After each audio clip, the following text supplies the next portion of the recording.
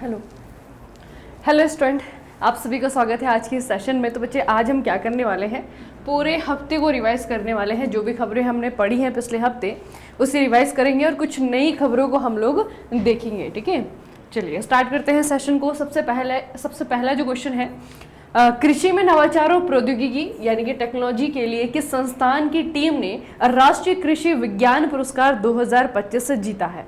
देखना बच्चे, आपको याद रखना है कि इसमें से जितने भी इंस्टीट्यूट आपको यहाँ पे दिख रहे हैं ना, इनमें से कोई भी इंस्टीट्यूट जो है पहले तो आपको एग्जाम में पूछा जा सकता है। जैसे कि सबसे पहले ICAR का शुगर केन ब्रीडिंग इंस्टीट्यूट है, ये कोयम्बटूर में है, याद रखना। फिर इंडियन एग्रीकल्चर रिसर्च इंस्टीट्यूट है, ये आपका नई दिल्ली में है। फिर आपका central institute of agriculture engineering है, ये आपका भोपाल में है। फिर आपका सेंट्रल इंस्टीट्यूट फॉर सब ट्रॉपिकल हॉर्टिकल्चर, ये आपका लखनऊ में है। तो इनमें से जो गन्ना प्रजनन संस्थान है, ठीक है, ICAR का जो गन्ना प्रजनन संस्थान है, ये कोयम्बटूर में है और इनकी एक टीम के द्वारा 2025 का कृषि विज्ञान पुरस्कार जीता गया है। ठीक है, याद रखना बच्चे, ICAR का जो शुगर केन ब्रीडिंग इंस्टीट्यूट है उनके द्वारा जीता गया है। अगला है, भारतीय नौसेना के स्वदेशी रूप से डिजाइन किए गए डाइविंग सपोर्ट वेसल निस्तार को निम्नलिखित में से किस जहाज निर्माण संगठन के द्वारा डेवलप किया गया है। याद रखना बच्चे कि ये जो आपका निस्तार है, निस्तार बेसिकली क्या है आपका, ये आपका एक सपोर्टिंग वेसल है। ठीक है, नाम निस्तार है, इंडियन नेवी के लिए इसे बनाया गया है और इसे बनाया हिंदुस्तान शिपयार्ड लिमिटेड ने। हिंदुस्तान शिपयार्ड लिमिटेड के द्वारा इसे डेवलप किया गया है। अगला प्रश्न है, किस भारतीय राज्य ने काइट पहल शुरू की है जिसे हाल ही में यूनिसेफ के द्वारा स्कूली शिक्षा में कृत्रिम बुद्धिमत्ता यानी कि आर्टिफिशियल इंटेलिजेंस को नैतिक रूप से एकीकृत करने के लिए मान्यता दी गई है। तो ये जो स्कीम है काइट नाम से, काइट इनिशिएटिव है, ये बच्चे केरल की सरकार का है। ठीक है, याद रखना केरल की सरकार का है। और ये जो काइट है ना, ये किस चीज के लिए है बच्चे, ये आपका आर्टिफिशियल इंटेलिजेंस से रिलेटेड है। ठीक है, जो आपका इंफ्रास्ट्रक्चर टेक्नोलॉजी है उसे एजुकेशन में किस तरीके से सम्मिलित किया जाए उसके लिए जो है आपका ये इनिशिएटिव है। ठीक है, अगला है आपका, किस राज्य ने गंगोत्री और द्वारका दो नौकाएं हैं। ठीक है, और किस प्रकार की नौकाएं हैं, इनके साथ में भारत की अपनी तरह की पहली रोल ऑन रॉफ यानी कि रो सर्विस आपकी शुरू की है। तो ये है बच्चे आपका गोवा में। ठीक है, गोवा में जो है आपका इस तरीके की पहली रो सर्विस आपकी स्टार्ट हुई है। और जिन नौकाओं को जो है इस रो सर्विस में इस्तेमाल किया जाएगा उन नौकाओं का नाम है, एक का नाम गंगोत्री है और एक का नाम आपका द्वारका है। ठीक है, याद रखना बच्चे, ये आपका फेरी सर्विस स्टार्ट किया गया है, मांडवी नदी है गोवा में, वहां पे इसे इंट्रोड्यूस किया गया है और ये जो है आपकी इस तरीके की पहली रो फेरी सर्विस है गोवा के अंदर। अगला है आपका ग्रैंड इथियोपियन रेनेसा डैम। इसे याद रखना, काफी ज्यादा चर्चाओं में है आपका। ठीक है, इसे जो है शॉर्टकट में जर्ड कहा जाएगा और इंग्लिश में इसे फुल फॉर्म में इसे ग्रैंड इथियोपियन रेनेसा डैम कहा जाएगा। इसके बारे में आपका प्रश्न बनेगा कि ये कौन सी नदी पर बनाया गया है। ठीक है, तो इसे आपको याद रखना है बच्चे, ये आपका, आप लोगों ने नाइल रिवर का नाम तो सुना होगा। ठीक है, तो जो ब्लू नाइल रिवर है उस पे जो है आपका ये बन रहा है और बहुत ही जल्दी जो है आपका ये इनोग्रेट भी हो जाएगा, सितंबर के महीने में ये इनोग्रेट कर दिया जाएगा। ठीक है, तो जो इथियोपिया की सरकार है उनके द्वारा जो है आपका बताया गया है कि ये जो है आपका बनकर के तैयार है और ये आपका बहुत ही जल्दी क्या होने वाला है, तैयार होने वाला है। तो बच्चे ब्लू नाइल रिवर पे है। ठीक है, याद रखना, जो आपकी एक्चुअल जो आपकी नाइल रिवर है ना, जो इजिप्ट में बहती है, उसकी जो है एक बहुत बड़ी ट्रिब्यूटरी है ब्लू नाइल। ठीक है, तो इस पे जो है इथियोपिया सरकार के द्वारा ये आपका डैम बनाया गया है। अगला है, मलेरिया के संभावित टीके एडफाल्सीवैक्स के उत्पादन में किस जीवाणु का इस्तेमाल किया जा रहा है। अब ये न्यूज़ हमने किस तरीके से पढ़ी थी, हमने ये पढ़ा कि भारत के द्वारा एक मलेरिया का टीका जो है डेवलप कर लिया गया है। इसके लिए हमने क्या पढ़ा कि कौन से इंस्टीट्यूट के द्वारा इसे आपका बनाया गया है, तो इंडिया का बच्चे जो आपका मेडिसिनल इंस्टीट्यूट है उनके द्वारा इसे बनाया गया है। ठीक है, और इसे थोड़ा सा याद रखना कि ये ऐसा टीका है जिससे कि जो पहली बार जो है भारत में बना है। ठीक है, इस तरीके का टीका है, पहली बार जो है आपका ये भारत में बना है और इंडिया के जो साइंटिस्ट हैं उन्होंने इसे बनाने के लिए एक जीवाणु का इस्तेमाल किया है। ठीक है, इस वैक्सीन को डेवलप करने के लिए एक बैक्टीरिया का इस्तेमाल किया है और इस बैक्टीरिया का नाम है लैक्टोकोकस लैक्टिस। ठीक है, नाम याद रहेगा, लैक्टोकोकस लैक्टिस नाम का बैक्टीरिया है जिसका इस्तेमाल करके इस एडफाल्सी वैक्स को डेवलप किया गया है, प्रोड्यूस किया गया है। ठीक है, तो याद रखना किस चीज का वैक्सीन है, ये आपका मलेरिया का है। पहली बार जो है इस तरीके की वैक्सीन यहाँ पर डेवलप की गई है पूरी तरीके से बच्चे। इसका ये जो है आपका भारत में डेवलप हुआ है। ठीक है, भारत के रिसर्चर्स के द्वारा इसे डेवलप किया गया है। और दूसरा आपको पूछा जाएगा जीवाणु का नाम जिस बैक्टीरिया की हेल्प से इसे बनाया गया है। ठीक है, अगला है भारत का सबसे छोटा आबादी वाला द्वीप बिन्ना द्वीप, ये किस केंद्र शासित प्रदेश में स्थित है। तो पहले तो ये जो आपका ये आपका जो बित्रा द्वीप है ये क्यों फेमस है या फिर क्यों आपका आजकल ये चर्चाओं में है, तो यहाँ पे बच्चे आपका इसे डेवलप किया जा रहा है। ठीक है, भारत सरकार की तरफ से अपना एक कह सकते हैं कि मिलिट्री बेस के रूप में इसे डेवलप किया जा रहा है ताकि यहाँ से हम जो बेनिफिट्स हैं वो ले सकें। ठीक है, तो इंडिया की गवर्नमेंट इसे जो है डेवलप करने जा रही है। आपको ये पूछा जाएगा कि ये कहाँ पर है, तो ये जो है आपका अरेबियन सी में है। कहाँ पे है, अरेबियन सी पे है। और यहाँ पे आपको केंद्र शासित प्रदेश पूछा हुआ है तो लक्षद्वीप में बच्चे आपको देखने को मिलेगा। ठीक है, ये आपका सबसे छोटा आबादी वाला द्वीप है, नाम है इसका बित्रा द्वीप, लक्षद्वीप में आपका ये आता है। ठीक है, और इसका इस्तेमाल जो है भारत सरकार कर रही है अपना एक तरीके से मिलिट्री बेस बनाने के लिए अरेबियन सी में, अरब सागर में जो है आपका ये है। ठीक है, तो याद रखेंगे इसका नाम बित्रा। अगला है हाल ही में किस भारतीय राज्य ने कॉलेजेस और यूनिवर्सिटीज में छात्राओं की सुरक्षा सुनिश्चित करने के लिए शक्तिश्री कार्यक्रम शुरू किया है। ये हमने पढ़ा था, ये आपका किसके द्वारा डिसीजन लिया गया है बच्चे, तो ये डिसीजन लिया गया है उड़ीसा की गवर्नमेंट के द्वारा। ठीक है, उड़ीसा की सरकार ने कैसी स्कीम लॉन्च की है या फिर कहेंगे कैसा इनिशिएटिव शुरू किया है अपने स्टेट में, ताकि यहाँ पे जितनी भी यूनिवर्सिटीज हैं, यहाँ पे जितने भी कॉलेजेस हैं, वहाँ पे पढ़ने वाली जो लड़कियां हैं, ठीक है, गर्ल्स हैं, उनको जो है सेफ्टी प्रोवाइड किया जा सके, उसके लिए जो है आपका शक्तिश्री कार्यक्रम यहाँ की सरकार ने लॉन्च किया है। अगली एक किताब है the new world 21st century global order and India. ठीक है, ये किताब का नाम है। इस किताब के ऑथर का नाम आपको पूछा हुआ है तो आपको याद रखना है राम माधव। ठीक है, राम माधव नाम है राइटर का। किताब का नाम है द न्यू वर्ल्ड। ठीक है, पूरा नाम है 21st century global order and India. ठीक है, तो राम माधव का नाम याद रखना और किताब का नाम याद रखना। अगला बच्चे राजी जनजाति, जिसे विशेष रूप से कमजोर जनजातीय समूह यानी कि PVTG के रूप में वर्गीकृत किया गया है, मुख्यतः किस भारतीय राज्य में पाई जाती है। अभी वर्तमान में भारत में बच्चे 75 ऐसी ट्राइब्स हैं, ऐसी आपकी जनजातियां हैं जो बहुत ही ज़्यादा सेंसिटिव हैं, वल्नरेबल हैं। ठीक है, तो इस प्रकार की वल्नरेबल इस दृष्टिकोण से भी कहा जा सकता है कि इनकी जनसंख्या बहुत ही कम है। ठीक है, और इनकी जनसंख्या जो है, ये लोग बच्चे बाहर के जो दुनिया के लोग हैं, है ना, जो बाहरी लोग हैं, उनसे बहुत ही कम जो है आपका मेल जोल लगते हैं, जिसके कारण इनकी जो पॉपुलेशन है, पॉपुलेशन ग्रोथ जो है नेगेटिव है। तो ये जो है आपका समय के साथ साथ इनकी जो जनसंख्या है बहुत ही ज़्यादा कम हो रही है। और इनमें से एक ये है आपकी उत्तराखंड की एक जनजाति है, याद रखना, और इनकी पॉपुलेशन बच्चे बहुत ही ज़्यादा कम है। ठीक है, तो इस जनजाति का नाम याद रखना, ये है आपकी राजी जनजाति। और कहाँ पे है ये आपके उत्तराखंड में है। उत्तराखंड में दो ऐसी हैं, दो PVTG है, जो मतलब दो जनजातियाँ ऐसी हैं जिनको कि PVTG के अंडर में रखा गया है। एक राजी है और एक आपकी बोक्सा है। ठीक है, राजी जनजाति और एक आपकी बोक्सा जनजाति। ठीक है, दोनों ही आपकी PVTG है। अगला है 2025 में फिडे महिला शतरंज विश्व कप के सेमीफाइनल में पहुंचने वाली पहली भारतीय महिला कौन बनी है। ये मैंने आपको बताया था, याद होगा आप लोगों को। फिडे यानी कि वो संस्था जो कि पूरे विश्व भर में शतरंज को रेगुलेट करती है। तो इनके द्वारा बच्चे आपका शतरंज का वर्ल्ड कप करवाया जा रहा है आजकल, और यहाँ पे सेमीफाइनल में पहुंच गई है एक इंडिया की प्लेयर, इनका नाम है कोनी रोहम्पी, और यहाँ तक पहुँचने वाली ये पहली इंडियन प्लेयर है।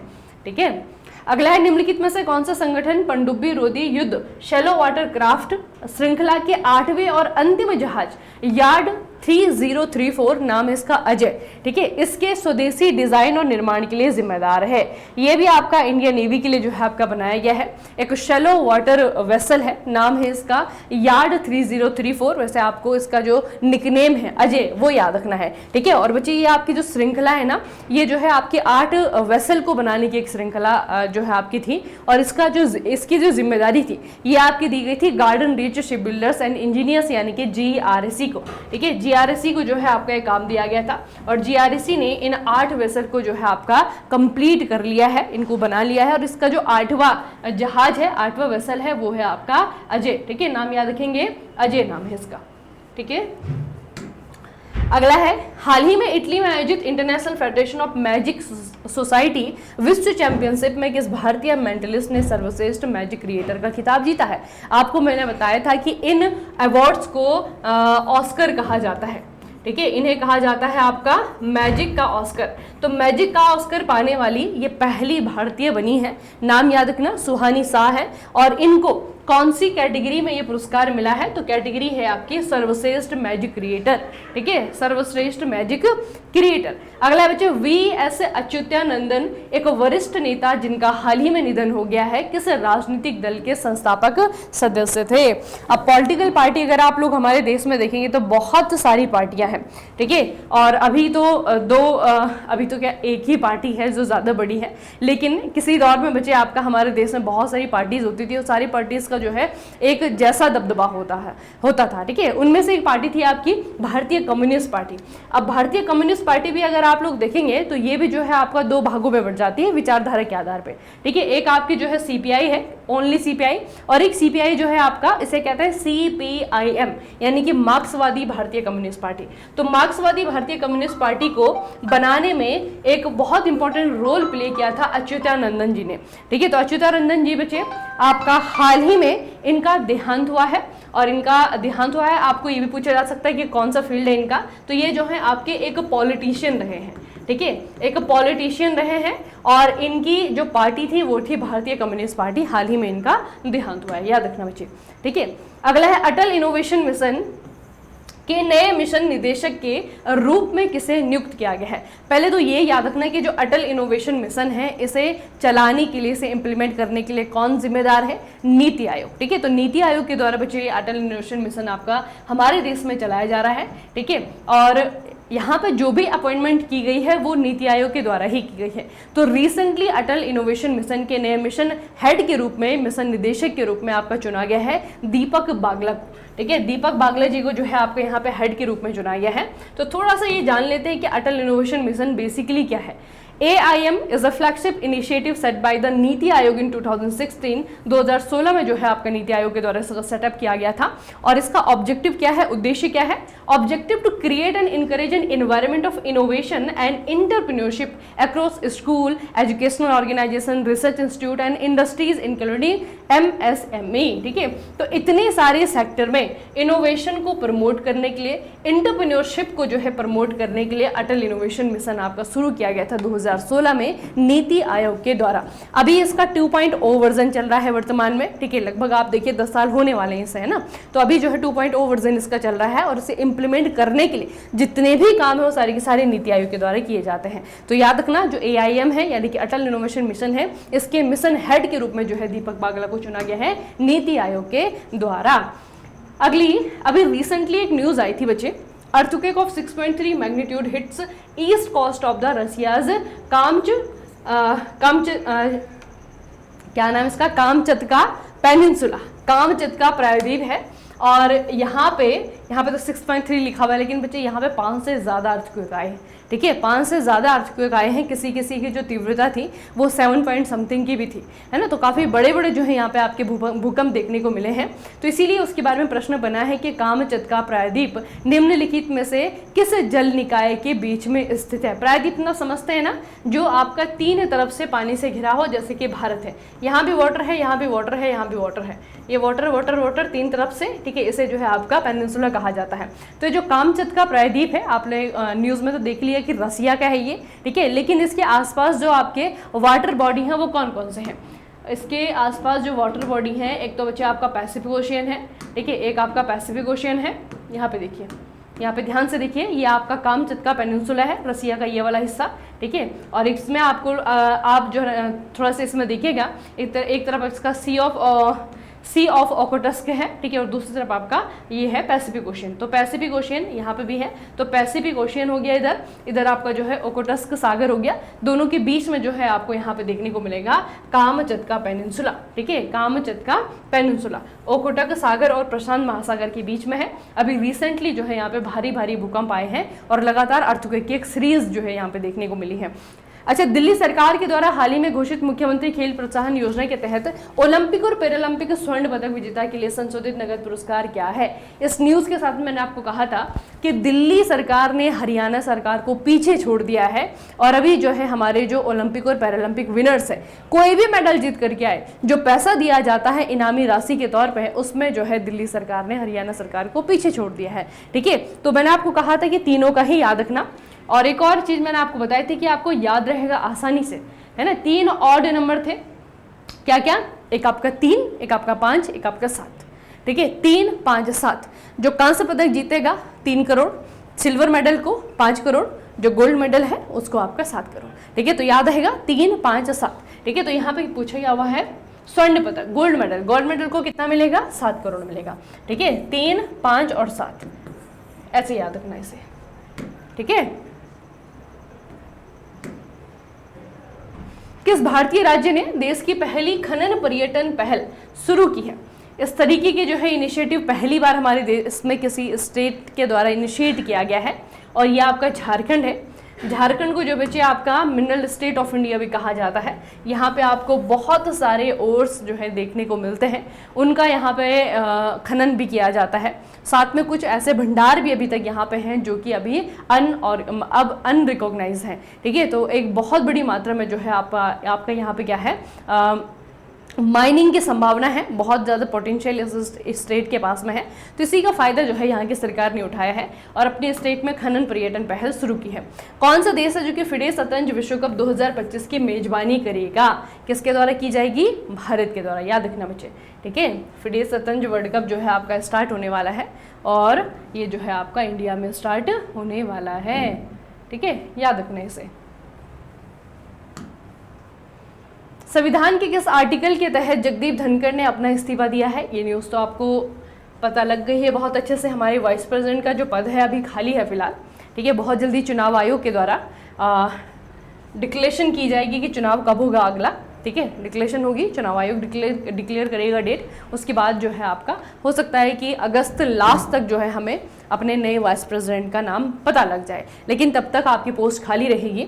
और जो भी वर्तमान में हमारे वाइस प्रेसिडेंट थे जगदीप धनखड़ साहब, इन्होंने इस्तीफा दिया है, ठीक है, राष्ट्रपति को संबोधित करते हुए इस्तीफा दिया है। और उसके अलावा आपको ये याद रखना है कि आर्टिकल, कौन सा आर्टिकल है जो कि वाइस प्रेसिडेंट को ये एक तरीके से पावर देता है कि उनकी अगर मर्जी है तो वो अपना पद त्याग सकते हैं। तो ये है आपका आर्टिकल 67A। हाल ही में फिडे महिला विश्व कप के फाइनल में पहुंचने वाली पहली भारतीय शतरंज खिलाड़ी कौन बनी है? ये जस्ट अभी हमने पढ़ा है, कोनेरू हम्पी बनी है, ठीक है, याद रखना बच्चे। अगला है, प्रधानमंत्री धन धान्य कृषि योजना में केंद्र सरकार की कितनी योजनाओं का विलय किया गया है? मैंने आपको कहा था ना कि अब हमें लगातार ये स्कीम जो है बार बार बताई जाएगी, ठीक है, क्योंकि बच्चे अभी इसी साल जो है आपका ये स्कीम लॉन्च करने की बात की गई है। पहले जो है आपका यूनियन बजट में इसकी बात की गई, अभी रिसेंटली पिछले हफ्ते हमने न्यूज़ पढ़ी थी कि इसको जो है आपका मंजूरी मिल गई है। जो भी बजट का एलोकेशन इसके लिए हुआ है वो जो है आपका अलाउ कर दिया गया है केंद्रीय कैबिनेट के द्वारा, ठीक है। और रिसेंटली ये भी बताया गया है कि जब ये आपके कृषि योजना अलाउ की जाएगी, इसे जो है इम्प्लीमेंट किया जाएगा, तो इसके ही अंडर में टोटल जो है आपकी 36 योजनाएं चलाई जाएंगी, ठीक है। तो ये जो है आपका एक अम्ब्रेला स्कीम है, ठीक है। अम्ब्रेला स्कीम मतलब कि बड़ी योजना। अब इस बड़ी योजना को कैसे इम्प्लीमेंट किया जाना चाहिए उसके लिए जो है 36 छोटी छोटी योजनाएं हैं, ठीक है। तो 36 योजनाएं जो है इसके अंडर में चलाई जाएंगी। अगला है बच्चे, प्रधानमंत्री नरेंद्र मोदी ने किस राज्य में विकसित भारत मिशन के तहत लगभग 7,200 करोड़ मूल्य की बुनियादी ढांचा परियोजनाओं का शुभारंभ किया है? तो ये किया गया है आपका कहाँ पे? ये आपका किया गया है बिहार में। रिसेंटली जो डिक्लेरेशन की गई है ना, ये आपका प्रधानमंत्री नरेंद्र मोदी ने की है और ये की गई है बिहार के लिए। अगला है जनजातीय शिक्षा को बढ़ावा देने के लिए जनजातीय मामलों के मंत्रालय और कोल इंडिया लिमिटेड के बीच में हुए समझौता ज्ञापन पर केंद्र बिंदु कौन सा स्टेट है? तो ये स्टेट बच्चे आपका है छत्तीसगढ़, याद रखना इसे, ठीक है। छत्तीसगढ़ में बहुत सारे ट्राइब्स हैं और सबसे बड़ी बात कि छत्तीसगढ़ की जो ट्राइब्स हैं वो एक बहुत बड़ी समस्या से जो है अभी जूझ रही हैं, है ना। खास करके छत्तीसगढ़ का जो निचला वाला हिस्सा है, बस्तर वाला जो क्षेत्र है, वहाँ पे बच्चे आपका माओवाद है, ठीक है, आप लोगों को पता है।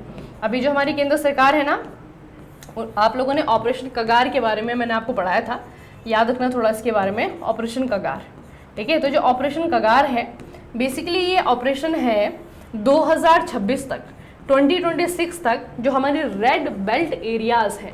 रेड बेल्ट एरियाज़ का मतलब क्या होता है? जहाँ पर नक्सल प्रभावी या फिर आपका माओइज़म और आपका नक्सलिज्म, है ना, दोनों ही आते हैं। तो माओवाद या फिर आपका नक्सलवाद दोनों से प्रभावित जो क्षेत्र हैं वो उसे जो है रेड बेल्ट एरिया कहा जाता है। आपका छत्तीसगढ़ का दक्षिणी हिस्सा हो गया, आपका झारखंड का कुछ हिस्सा हो गया, आपका जो है थोड़ा सा महाराष्ट्र में हो गया, है ना। हालांकि बाकी जगह थोड़ा सा कम कम है, लेकिन सबसे ज़्यादा जो झड़प, सबसे ज़्यादा जो संघर्ष जो है करना पड़ रहा है हमारी CRPF को या फिर आपका जो है CRPF को, वो करना पड़ रहा है आपका छत्तीसगढ़ में, ठीक है।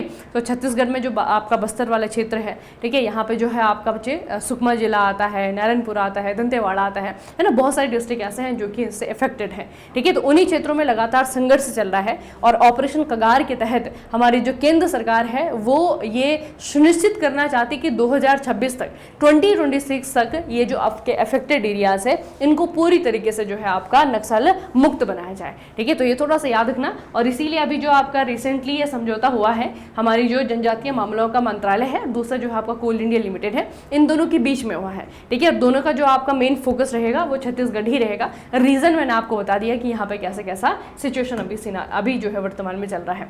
केंद्रीय मंत्री डॉक्टर जितेंद्र सिंह ने NSCSTI 2.0 का शुभारंभ किस शहर में किया गया है?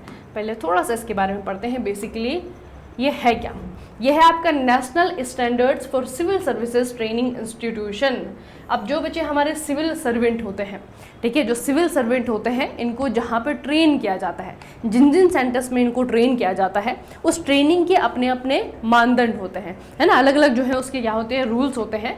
तो उन्हीं इंस्टीट्यूशंस के लिए जो है आपका कुछ और स्टैंडर्ड बनाए गए हैं ताकि हमारे जो सिविल सर्वेंट्स हैं उनको जो है आपका थोड़ा सा और अच्छे से जो है उनको एक तो ट्रेन किया जा सके, ठीक है। और जो नई चीज़ें हैं, नई चीज़ें जैसे कि आपका बच्चे यहाँ पे AI है, हाइब्रिड लर्निंग है, ठीक है। तो इस चीज़ को जो है आपका इंक्लूड किया जा रहा है और नए स्टैंडर्ड जो है आपके लॉन्च किए गए हैं हमारी केंद्र सरकार के द्वारा। तो इनका जो शुभारंभ हुआ है, अभी आपको पूछा है कि ये कहाँ पे हुआ है, तो ये आपका हुआ है नई दिल्ली में, ठीक है। इनका शुभारंभ आपका नई दिल्ली में हुआ है। आपको पूछा जाएगा NSCSTI ये बेसिकली है क्या, तो इसमें आपको याद रखना है सिविल सर्वेंट, ठीक है। CS का याद रखना सिविल सर्वेंट, हमारे जो सिविल सेवक हैं उनके लिए जो है आपका ये नया प्रोग्राम शुरू किया जा रहा है। अगला है बच्चे, किस संस्थान ने पानी से सीधे हाइड्रोजन पेरोक्साइड के संश्लेषण के लिए सूर्य के प्रकाश पर आधारित पर्यावरण के अनुकूल विधि विकसित की है? कौन से इंस्टीट्यूट के द्वारा जो है आपका ये किया गया है? तो इंस्टीट्यूट का नाम आपको याद रखना है, ओबीसी बात है कि साइंस से रिलेटेड है तो साइंटिफिक कोई इंस्टीट्यूट होगा, ठीक है। तो ये आपका किसके द्वारा किया गया है इसमें थोड़ा सा याद रखेंगे।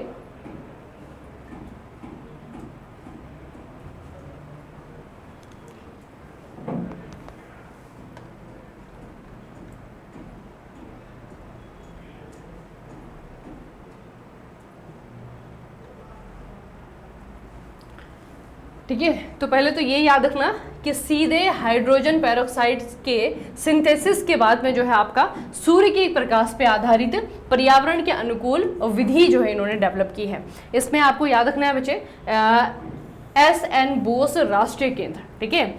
ये है आपका सुरेंद्रनाथ बोस नेशनल सेंटर, इनके साइंटिस्ट के द्वारा ये किया गया है।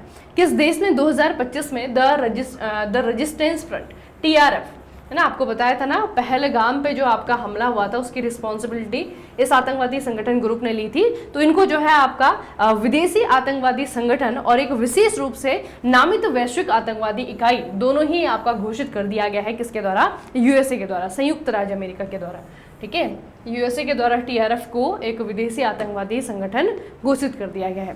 प्रोजेक्ट चीता के तहत चीतों के पुनरुत्पादन के लिए चिन्हित बन्नी घास के मैदान किस भारतीय राज्य में स्थित हैं? तो जो चीते हम अफ्रीका से लाए हैं उनको यहाँ पे जो है आपका दोबारा से रीइंट्रोड्यूस किया जा रहा है, ठीक है। तो उनको जो है आपका सबसे अच्छी जगह उनके रीइंट्रोडक्शन के लिए आपका बताई गई है बन्नी घास के मैदान। तो ये बन्नी घास के मैदान आपको कहाँ पे मिलेंगे? गुजरात में मिलेंगे, ठीक है। इन्हीं बन्नी घासों के मैदान में बच्चे आपका जो गिर का शेर है वो रहता है, ठीक है। यहाँ पे जो है आपका यहाँ पे एक जंगली गधा की प्रजाति आपको देखने को मिलती है, ठीक है। और अब जो है आपको चीता को भी यहाँ पे रखा जाएगा। अगला है भारत के राष्ट्रपति के द्वारा स्वच्छ सर्वेक्षण पुरस्कार 2024-25 कहाँ पर प्रदान किए गए हैं? पहले तो इसमें जो आपकी पहले नंबर है, पहले नंबर पे जो स्टेट जो जगह आई है आपकी लगातार 8 सालों से बच्चे एक ही जगह आपका पहले नंबर पे है, वो है आपका इंदौर, ठीक है। एक तो आपको ये याद रखना है कि लगातार जो है आपका इंदौर 8वें साल भी पहले नंबर पे है, ठीक है। नई दिल्ली में जो है पुरस्कार आपके दिए गए हैं। दूसरा ये याद रखना है कि 10 लाख की जो पॉपुलेशन वाली जगह है वहाँ पे जो है आपका नोएडा पहले नंबर पे है, ठीक है। ये भी याद रखना बच्चे। अगला है पहली बार निजी क्षेत्र में नौकरी करने वाले कर्मचारियों के लिए प्रधानमंत्री नरेंद्र मोदी की 2025 की योजना के तहत दी जाने वाली प्रोत्साहन राशि क्या है? अभी जस्ट मैंने आपको बताया था कि प्रधानमंत्री नरेंद्र मोदी के द्वारा बेसिक इंफ्रास्ट्रक्चर को डेवलप करने के लिए लगभग जो है आपका 7,000 करोड़ की राशि जो है आपके दी गई है बिहार को, है ना। तो उसी समय जो है आपका ये भी डिक्लेरेशन किया गया कि जो प्राइवेट सेक्टर के लोग हैं, ठीक है, उनको जो है आपका हेल्प करने के लिए उनको एक तरीके से प्रोत्साहन राशि जो है आपकी दी गई है। और ये कितनी है आपकी? 15,000। अभी खैर फिलहाल ये सिर्फ डिक्लेरेशन है, ठीक है। ऑफिशियली इसका कैसे इम्प्लीमेंट होगा वो अभी नहीं बताया है, लेकिन मोतिहारी बिहार में जो है आपका एक पब्लिक रैली में जो है प्रधानमंत्री नरेंद्र मोदी के द्वारा ये अनाउंस किया गया है 15,000 रुपये। अगला बच्चे कौन सा भारतीय राज्य अपनी खनिज विरासत को बढ़ावा देने के लिए देश की पहली खनिज पर्यटन शुरू करने जा रहा है? ये आपका है झारखंड। झारखंड के द्वारा ये किया गया है। कौन सा देश दूसरी बार यूनेस्को से बाहर हो गया है? दूसरी बार जो है यूएसए ने, संयुक्त राज्य अमेरिका ने खुद को यूनेस्को से बाहर कर लिया है, ठीक है। याद रखना बच्चा, यूनाइटेड स्टेट ऑफ अमेरिका ने दूसरी बार यूनेस्को से खुद को बाहर कर लिया है। अगला है किस राज्य ने 1 करोड़ रुपए तक की संपत्ति की खरीद पर महिलाओं के लिए 1% स्टाम्प शुल्क छूट को मंजूरी दे दी है? ये इनिशिएटिव है आपका यूपी की सरकार का, ठीक है। यूपी गवर्नमेंट ने कहा है अगर वुमेन्स के नाम पे प्रॉपर्टी खरीदेंगे तो उस पर आपका 1% की छूट दी जाएगी। कौन सा राज्य अन्नामलाई टाइगर रिजर्व में हॉर्नबिल संरक्षण केंद्र स्थापित कर रहा है? तो इसके लिए आपको पता होना चाहिए कि अन्नामलाई टाइगर रिजर्व कहाँ पे है आपका? ये है तमिलनाडु में, ठीक है, तमिलनाडु में है। और इसी के अंदर हॉर्नबिल संरक्षण केंद्र बनाया जा रहा है। अगस्त 2025 में अंतर्राष्ट्रीय मुद्रा कोष के प्रथम उप प्रबंध निदेशक का पद कौन छोड़ रहा है? ठीक है, तो वैसे तो हम नहीं पढ़ते न्यूज़, लेकिन चूंकि इनका संबंध भारत से है तो आपको ये न्यूज़ याद रखनी पड़ेगी। गीता गोपीनाथन, ठीक है, आपको पूछा जाएगा गीता गोपीनाथन का संबंध किससे है, कौन से इंस्टीट्यूट से, कौन से ऑर्गेनाइजेशन से है? तो याद रखना इंटरनेशनल मॉनिटरी फंड की जो है आपकी ये प्रबंध निदेशक थी और इन्होंने अपने पद से इस्तीफा दे दिया है, ठीक है। उसके अलावा बच्चे जो सिविल वाले बच्चे हैं, आप लोग के लिए मेक इट इजी सिविल आपका मोबाइल एप्लीकेशन है, वहाँ पे अगर आप लोग जाएंगे तो इस साल 2025 का जो एसएससी है उसकी कंप्लीट प्रिपरेशन जो है आपको करवाई जा रही है, ठीक है, रिकॉर्डेड प्लस आपका लाइव वीडियोस के माध्यम से, ठीक है। टेक प्लस नॉन टेक दोनों है और CBT 1 CBT 2 दोनों ही जो है आपको प्रिपेयर करवाया जा रहा है। तो मुझे नहीं लगता कि आज की टाइम पे इतने अफोर्डेबल प्राइसेस में CBT 1 CBT 2 की जो है आपको प्रिपरेशन कहीं पे मिलेगी, ठीक है। उसके अलावा बहुत सारी चीज़ें हैं, जैसे कि आपका यहाँ पे डाउट सेशन है, उसके अलावा जो है आपकी लाइव प्रैक्टिस भी है, ठीक है। उसके अलावा क्लास नोट्स आपको दिए जाएंगे, है ना। तो बहुत सारे जो हैं आपको एक तरीके से फैसिलिटी के साथ में कोर्स दिया जा रहा है, ठीक है। तो मेक इट इजी सिविल, जो सिविल के बच्चे हैं आप लोग एक बार ज़रूर विजिट करिएगा मेक इट इजी सिविल पे, ठीक है। वैसे बहुत सारे एग्जाम के प्रिपरेशन है, लेकिन खास करके जो आपका SSC है, SSC के लिए बहुत अच्छे से जो बच्चे यहाँ पे आपका कोर्स डिज़ाइन किया गया है, बनाया गया है। तो एक बार ज़रूर से जाएं और देखें, ठीक है। चलिए फिर आज के सेशन को यहाँ पे समाप्त करेंगे, मिलेंगे फिर नेक्स्ट सेशन में। तब तक के लिए पढ़ते रहिए, अपना खूब सारा ख्याल रखिएगा। आप सभी का बहुत बहुत धन्यवाद।